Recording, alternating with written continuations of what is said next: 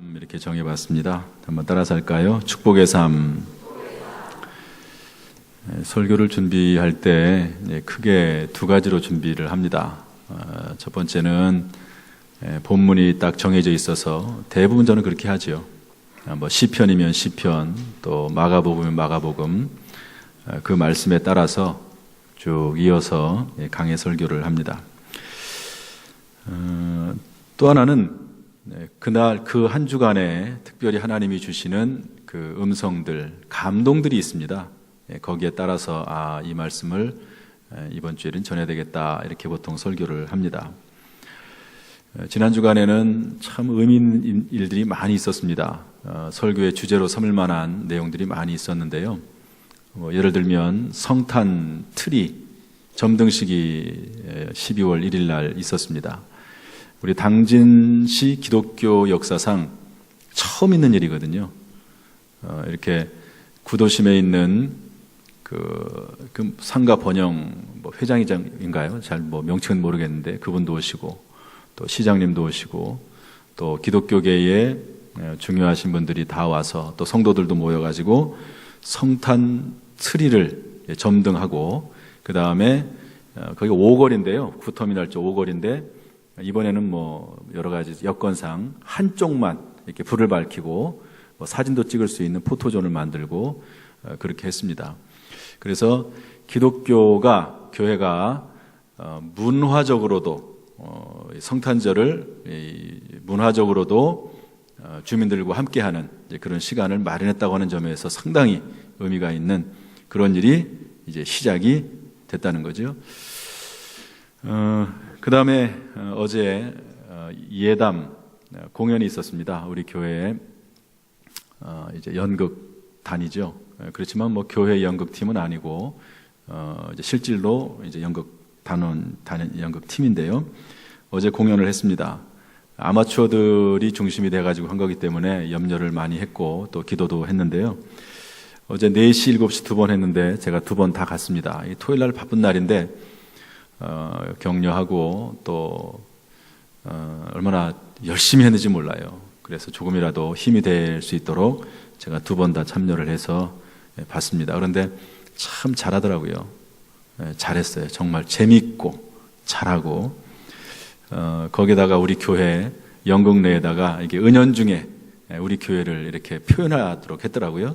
그래가지고 길거리에 푯말이 있는데 그 푯말 버스 정류장에 당진성결교회 이렇게 정류장도 이렇게 만들어 놓고 이렇게 아주 나름대로 신경을 써서 진행하는 걸 보고, 거기에 대해서도 좀 설교의 모티브로 삼을 수 있는 내용이 있지만 그것보다도 또 지난 주간에 병원 신방도 있어서 서울에도 왔다 가기도 하고 이런 여러 일들이 있었습니다. 그런데 지난주에 이제 이사를 한 분이 있어요. 신혼부부인데 제가 주례를 했습니다. 우리 교회 등록하고 나서. 그런데 힐스테이트로 이사를 했어요. 근데 그 젊은 부부가 참 열심입니다. 3부 예배 두 부부가 찬양단 쓰고요. 수요 예배도 나오고 금요기도에도 나오고 열심히 믿음으로 살려고 얼마나 애를 쓰는지 참 너무 대견해요. 기뻐요. 볼 때마다 감사해요. 그런데 이제 힐스테이트로 입주를 하게 됐습니다. 그래서 이사예배를 드려달라고 그래서 갔는데, 무슨 말씀을 전할까? 그럴 경우에는 참 마음속에 정말 축복의 마음이 들거든요. 무슨 메시지로, 무슨 말씀으로 축복을 할까? 그러다가 흔한 말씀이긴 하지만, 많이 알려진 말씀이긴 하지만 이 말씀이 생각이 났어요. 우리 잘 아는 요한 3서 2절 말씀입니다. 사랑하는 자여. 이게 사랑하는 자에게 하는 축복의 말씀이거든요. 내 영혼이 잘된 같이 범사가 잘되고 강건하기를 원하노라. 그래서 그 말씀을 전하고 거기에 덧붙여서 다니엘서 2장 20절 지혜와 능력의 하나님, 그 하나님에 대해서 이제 말씀을 전했습니다. 그런데 그 말씀을 전하면서 이 말씀을 좀 우리 성도들에게도 전해야 되겠다, 그런 마음이 들었어요. 보통 이제 요한3서 2절 딱 한 구절만 하거든요. 대부분 워낙 유명하니까. 그러나 이 구절은 사실은 그것만으로 끝나서는 안 됩니다. 그 뒷부분이 좀 중요한 내용들이 있거든요. 왜 요한 사도는 이 사람에게, 이 가요라고 하는 사람인데요, 이 사람에게 이렇게 축복을 했을까? 도대체 이 가요라고 하는 사람이 어떤 사람이기에 이렇게 축복을 했을까 하는 내용을 좀 알아봐야 되고요. 그 다음에 사랑의 사도인 이 사도 요한이 축복하지 못하는 사람이 있습니다. 그 사람의 이름도 요한 3서에 나옵니다. 여기까지 사실 살펴봐야지만이 이 말씀은 온전한 말씀이 되는 거거든요. 그래서 이 말씀을 좀 함께 나눠보려고 생각을 합니다. 먼저 우리 1절 말씀 같이 읽어보겠습니다. 1절 다 같이 시작. 장로인 나는 사랑하는 가이오 곧 내가 참으로 사랑하는 자에게 편지하노라. 장로인 나는, 이렇게 나는 누구죠? 사도 요한입니다. 사도 요한이 자기 자신을 표현하기를 뭘로 표현했죠? 장로, 이렇게 표현을 했습니다. 사도 요한은 이 편지의 발신자고 그리고 축복자입니다.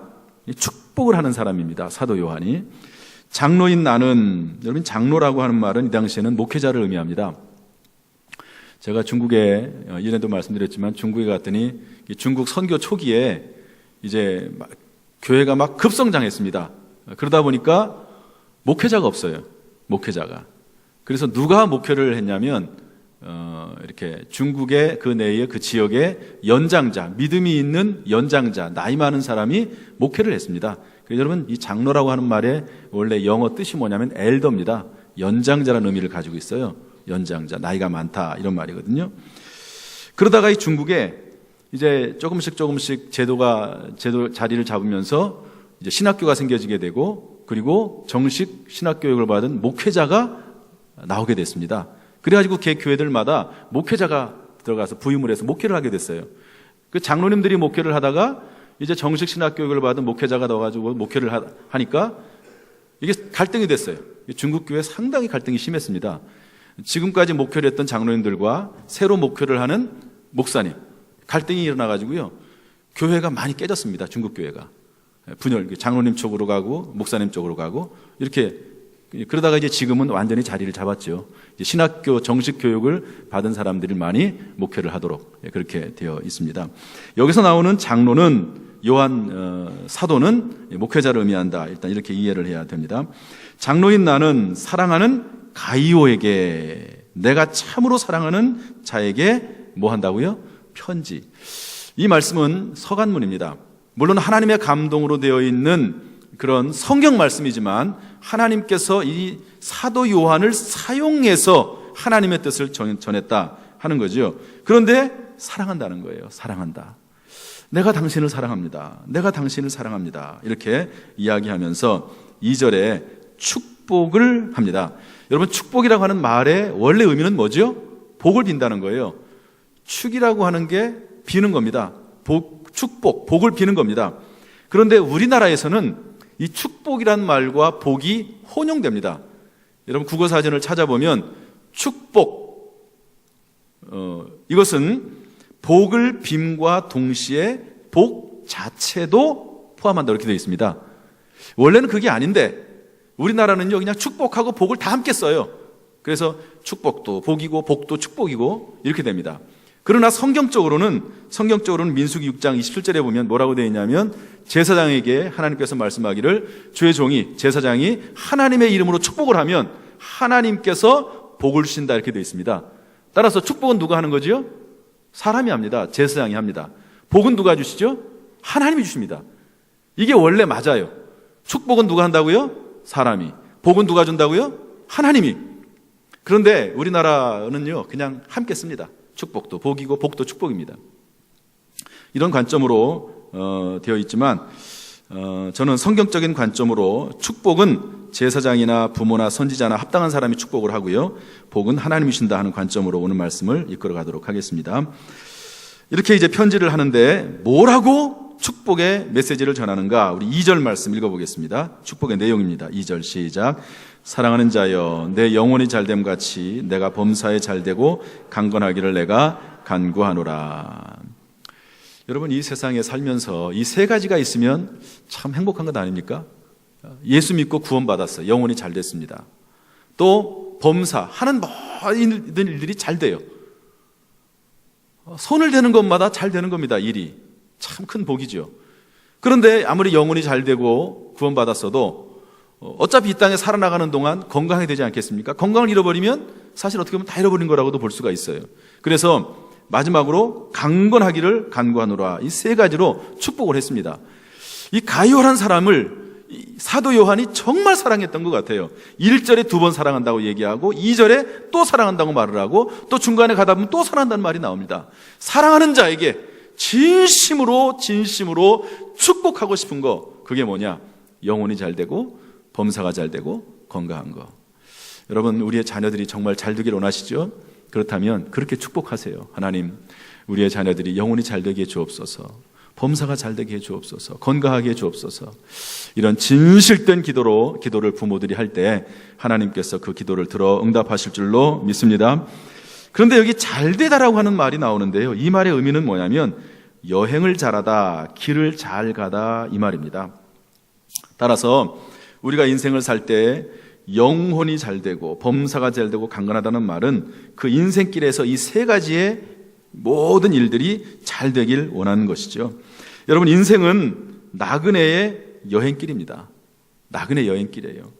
최희준이 하숙생, 옛날 이 노래를 아시는 분들은 알겠지만 인생은 나그네 길, 우리 자주 부르지 않았습니까?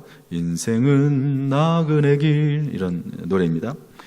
이런 인생의 여행길을 살아나갈 때 영혼이 잘 되고 범사가 잘 되고 강건한 복이 그리스도 예수 안에서, 믿음 안에서 우리 모든 성도들에게 주어지기를 주님의 이름으로 축복합니다. 할렐루야. 보통 이 정도 얘기하고 마칩니다, 설교를. 그런데 이 뒤에가 또 중요해요. 왜 사도 요한은 가이오라고 하는 사람을 왜 이렇게 축복을 했을까? 도대체 영혼이 잘 되고 범사가 잘 되고 강건하기를 원하는 이 뜨거운 마음을 가지고 축복을 했을까? 도대체 이 가이오라고 하는 사람이 어떤 삶을 살았기에, 어떤 모습의 신앙의 모습을 가지고 있었기에 이렇게 축복을 했을까? 이게 중요하지 않겠습니까? 두 가지가 나오는데요, 한번 그 내용을 살펴보면서 우리도 그 내용을 좀 본받아서 마음껏 축복을 받을 수 있는 그런 신앙의 모습이 있기를 주님의 이름으로 축복합니다. 첫 번째로는 우리 3절 4절 말씀 읽어보겠습니다. 3절 4절 시작. 형제들이 와서 내게 있는 진리를 증언하되 내가 진리 안에서 행한다 하니 내가 심히 기뻐하노라. 내가 내 자녀들이 진리 안에서 행한다함을 듣는 것보다 더 기쁜 일이 없도다. 왜 가이오가 사도 요한으로부터 이렇게 진한 축복을 받을 수 있게 됐는가? 왜 사도 요한이 그렇게 가이오를 좋아하고 사랑하게 됐을까? 그 이유는 진리 안에서 행한다는 겁니다. 따라서 합시다. 진리 안에서 행한다. 이 말씀은 올바른 교리, 하나님의 말씀에 동의하는 것을 뛰어넘어서 그대로 행하는 것을 포함합니다. 진리 안에서 행한다, 이렇게 되어 있거든요. 이 말은 조금 더 나아가면요, 사도 요한과 동료 그리스도인들에게 호평을 받았다 하는 의미를 가지고 있습니다. 그럼 어떻게 할 수 있느냐? 여기 보면 3절 뒷부분에 보면 내가 진리 안에서 행한다 하니 내가 심히 기뻐하노라. 또 형제들이 내게 와서 내게 있는 진리를 증언하되, 너에게 있는 진리를 증언하더라. 너의 삶을 증언하더라. 너를 알고 있는 사람들이 나에게 말을 하는데 정말로 가이오 당신이 신앙생활을 훌륭하게 멋있게 잘하더라. 동료들에게 인정을 받은 겁니다. 사도 요한에게 인정을 받은 거죠. 여러분, 그렇기 때문에 사도 요한이 그렇게 축복을 하는 겁니다. 우리가 신앙생활을 할 때 믿음이 참 좋아야 되죠. 또 똑똑해야 됩니다. 지혜가 있어야 됩니다. 그런데 더 중요한 것은 뭐냐면 다른 사람에게 인정받고 사랑을 받아야 됩니다. 물론 100% 사랑을 받지는 못해요. 그러나 우리가 두루 인정받고 존경을 받고 사랑을 받는 것, 신앙에서 상당히 중요한 부분입니다. 그리고 교회의 리더들은, 중간 리더들은 그러한 사람이 세워져야 된다는 것을 알려주고 있습니다. 예를 들면요, 신명기 1장 13절 말씀 보도록 할까요? 신명기 1장 13절 말씀 다 같이 읽어보도록 하겠습니다. 시작. 너희의 각 지파에서 지혜와 지식이 있는 인정받는 자들을 택하라. 내가 그들을 세워 너희 수령을 삼으리라 한즉. 이것은요, 모세가 광야 생활을 할 때 혼자서 모든 일을 다 했습니다. 모든 일들을 혼자 다 했어요. 모세가 아침부터 저녁까지 많은 사람들을 상담해주고 재판을 해줬습니다. 그런데 장인 이드로가 와가지고 왜 그러냐, 그러지 말아라. 그래서 1000부장, 100부장, 50부장, 10부장을 세우도록 그렇게 권면을 하지요. 그래가지고 모세가 이제 모세를 도와서 함께 해야 될 중간급 리더들을 세우게 되는데요, 그때 그 리더를 세울 때 조건이 두 가지입니다. 하나는 지혜와 지식, 똑똑해야 된다는 거예요. 믿음도 있어야 되고 똑똑해야 된다는 겁니다. 두 번째, 인정받는 사람들, 사람들에게 두루두루 인정을 받는 덕망 있는 사람이 돼야 된다는 겁니다. 여러분, 사람이 똑똑해도 인정받지 못하고요, 덕망이 없으면요, 쓰임받을 수 없습니다. 성경은 거기서 이미 구약 성경에서 그렇게 말씀을 하고 있어요. 지혜와 지식이 있되 인정받는 자들, 덕망 있는 사람들을 교회의 리더로, 섬기는 자들로 세울 것을 말씀해주고 있는 것이죠. 그런데 가이오가 그런 사람이에요. 사람들에게 두루두루 신망이 있고 존경을 받는 사람이었다고 하는 것입니다. 이 내용은 사도행전 6장 3절 신약에도 그대로 적용이 되는데요, 한번 읽어보도록 하겠습니다. 사도행전 6장 3절 말씀입니다. 다 같이 시작. 형제들아, 너희 가운데서 성령과 지혜가 충만하여 칭찬받는 사람 7을 택하라. 우리가 이 일을 그들에게 맡기고. 초대교회도 12명의 사도가, 주님의 제자들이 교회 일을 다 맡았어요. 재정 업무까지 봤습니다. 구제하는 일까지 맡았어요. 그런데 잘 안 되죠. 그게 됩니까? 목회도 해야 되지, 재정 업무도 봐야 되지. 그러니까 교회에 불평불만이 생기기 시작을 했어요. 그래서 세운 직분이 뭐죠? 집사 직분입니다. 7 집사를 세워가지고 구제하는 일과 재정 업무를 그들에게 맡겼습니다. 그들이 하도록 그렇게 맡겨 놓은 거예요. 그런데 이렇게 중요한 일을 맡기면서 어떤 사람을 세웠죠? 성령과 지혜가 충만한 사람, 은혜가 있고 또 믿음이 있고 또 똑똑한 사람들을 세웠겠죠, 당연히. 그런데 곧바로 이어서 뭐가 나오죠? 칭찬받는 사람이에요. 이건 역시 덕망 있는 사람입니다. 덕망 있는 사람이에요. 여러분, 교회는 덕망 있는 사람을 세워야 됩니다. 그런 사람이 교회의 리더로서 일을 해야 된다 하는 것을 알려주고 있는데요, 사도 요한이 가이오의 모습을 볼 때 그런 모습이었다는 거예요. 그래서 너무 마음이 기뻤다는 겁니다. 그래서 축복을 하게 되는 겁니다. 영혼이 잘 되고 범사가 잘 되고 강건하길 원한다. 이런 축복의 메시지가 그 중심에서부터 나왔다 하는 것을 알 수가 있습니다. 이것이 축복을 받은 가이오의 모습이고요. 두 번째 모습이 있는데요, 우리 5절부터 7절까지 한번 읽어보겠습니다. 5절부터 7절 다 같이 시작. 사랑하는 자여, 내가 무엇이든지 형제 곧 나그네 된 자들에게 행하는 것은 신실한 일이니 그들이 교회 앞에서 너희 사랑을 증언하였느니라. 내가 하나님께 합당하게 그들을 전송하면 좋으리로다. 이는 그들이 주의 이름을 위하여 나가서 이방인에게 아무것도 받지 아니함이라. 아멘. 나그네를 영접했다는 거예요, 가이오라고 하는 사람이. 그런데 나그네가 어떤 사람이냐면 이 당시에 순회 전도자들입니다. 선교사들이에요. 오늘로 말하면 선교사들. 초대교회는 이렇게, 지금은 어느 한 지역에 가면 뭐 아프리카에 뭐 무슨 가봉이라든지 뭐 이런 뭐 케냐라든지 이런 데 가가지고 거기에 정착을 해서 거의 뭐 평생을 거기에 선교사로 일하기도 합니다. 그런데 초대교회는 그렇게 하지 않았어요.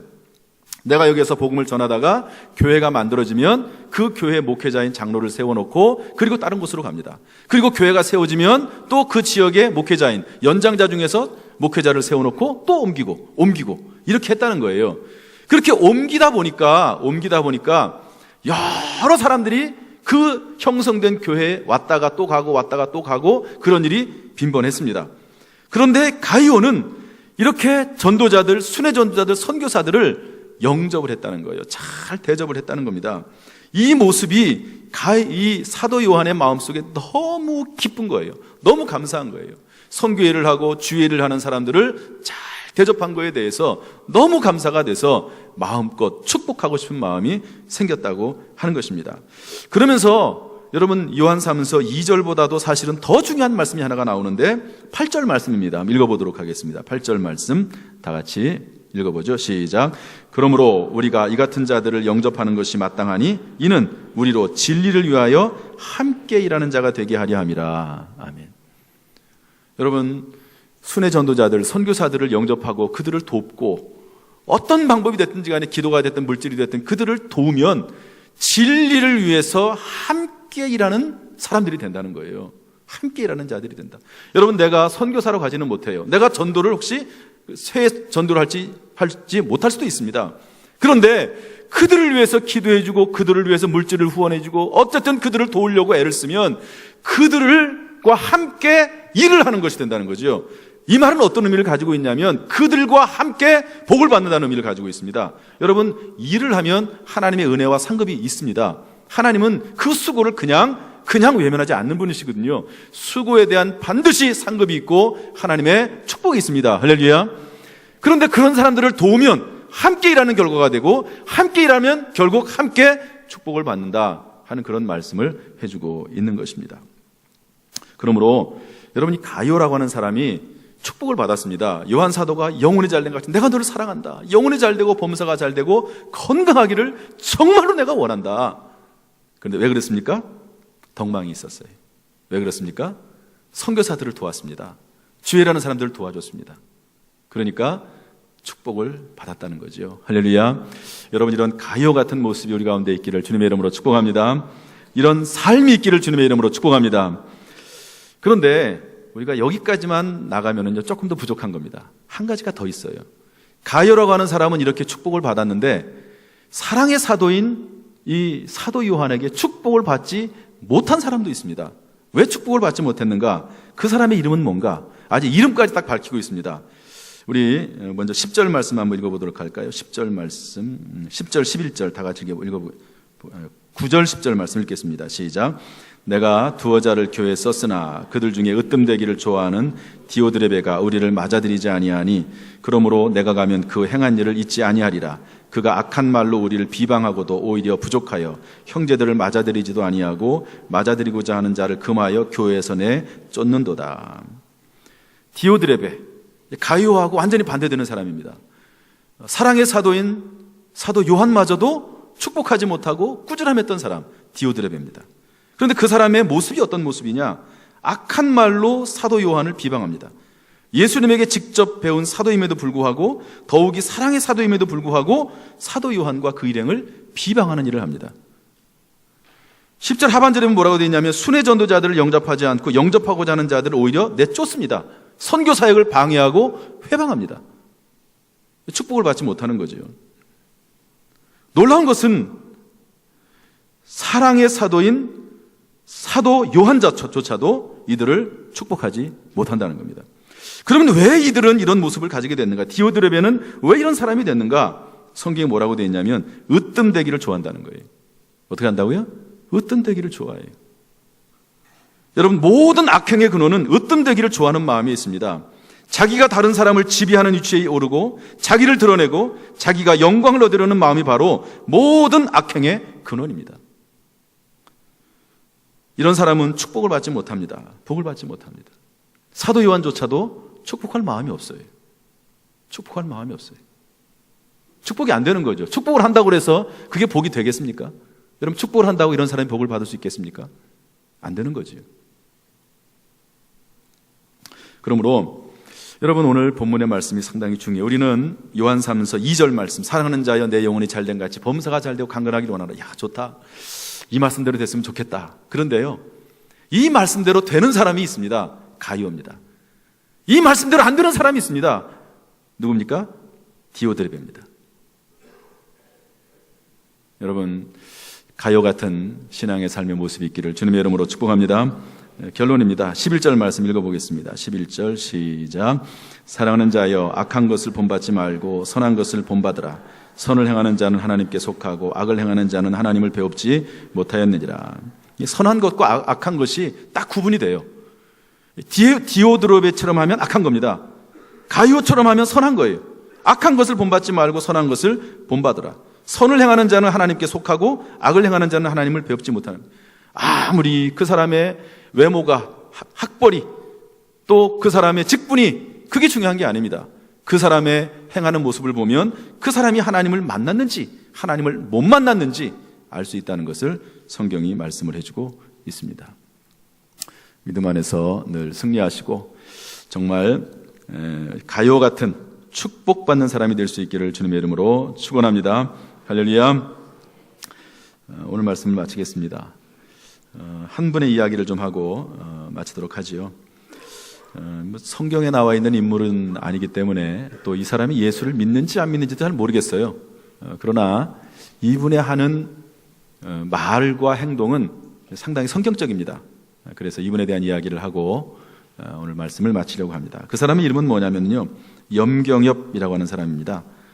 프로야구 전 넥센 감독이에요. 조선일보에 어제 나왔던 사람입니다. 이분은 넥센 감독으로 부임했습니다. 꼴찌팀을 부임 첫 해에 4위로 만들고 그 다음에 2위, 4위, 3위까지 올려놨습니다. 우리가 잘 아는 박병호, 강정호, 베네켄, 손승락, 한현희, 조상우 이런 사람들 없음에도 불구하고 참 좋은 성적을 냈던 사람입니다. 그런데 이분이 프로야구 선수 시절에 통산 타율이 1할 9푼 5리였습니다. 그래서 이분이 감독으로 데뷔했을 때 사람들이 1할 9푼 5리짜리 감독이라고 놀렸습니다. 그런데 이분이 야구 천재였어요. 야구 천재였습니다. 노력하지 않아도 주전 선수가 되는 거예요. 노력을 하지 않았어요. 타율은 점점 떨어지죠. 그러다가 유격수 박진만 선수가 들어오면서부터 후보가 됐다고 그래요. 피나는 노력을 했대요, 그때부터. 그런데 안 되더랍니다. 왜? 눈에는 보이는데 재능이 있으니까 몸이 이미 망가졌어요. 연습을 안 하고 노력을 안 해가지고 몸이 다 망가져가지고 안 된다는 거예요. 그래서 벤치에 앉아 있으면서 후보로 있으면서 뭘 했느냐? 그나마 이분이 상당히 잘한 것 중에 하나죠. 코치와 선수들을 계속 관찰을 했다는 거예요. 보니까 야구라는 게 이런 거구나. 자기가 선수로만 뛸 때하고 좀 다른 어떤 그런 세계들을 조금씩 세계가 눈에 들어오기 시작을 하고 그걸 잘 기록을 했다는 겁니다. 그때부터 계속 기록을 해나가기 시작을 했습니다. 그러다가 넥센 감독이 됐어요. 성과를 거두었습니다. 참 놀라운 일이지요. 지금은 이제 넥센 감독을 그만두고 미국의 메이저리그 연수를 가고 일본 연수를 간다고 해요. 1년 정도 되면 자기가 다시 와서 얼마가 될지는 모르지만 이제 다시 프로야구 감독을 하겠다 하는 그런 꿈을 가지고 있습니다.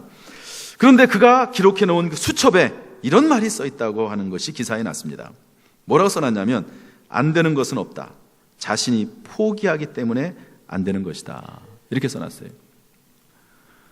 성격적이지 않습니까? 빌립보서 4장 13절에 보면 내게 능력 주시는 자 안에서 내가 모든 것을 할 수 있다.